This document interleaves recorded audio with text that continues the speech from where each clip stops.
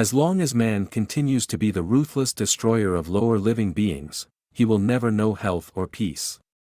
For as long as men massacre animals, they will kill each other. If there be light, then there is darkness, if cold, heat, if height, depth, if solid, fluid, if hard, soft, if rough, smooth, if calm, tempest, if prosperity, adversity, if life, death. No one is free who has not obtained the empire of himself. No man is free who cannot command himself. Geometry in the humming of the strings. There is music in the spacing of the spheres. Rest satisfied with doing well, and leave others to talk of you as they please. The oldest, shortest words, yes and no, are those which require the most thought. A man is never as big as when he is on his knees to help a child.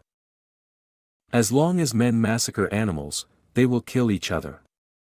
Indeed, he who sows the seeds of murder and pain cannot reap the joy of love. Let no one persuade you by word or deed to do or say whatever is not best for you. Most men and women, by birth or nature, lack the means to advance in wealth or power, but all have the ability to advance in knowledge.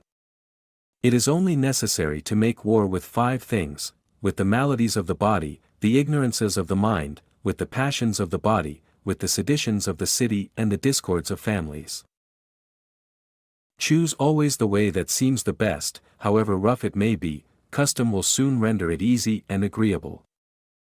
We ought so to behave to one another as to avoid making enemies of our friends, and at the same time to make friends of our enemies. Friends are as companions on a journey, who ought to aid each other to persevere in the road to a happier life. Practice justice in word and deed, and do not get in the habit of acting thoughtlessly about anything.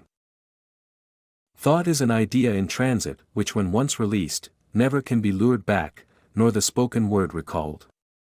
Nor ever can the overt act be erased. He lived far from the gods, but in his mind he was at home with them.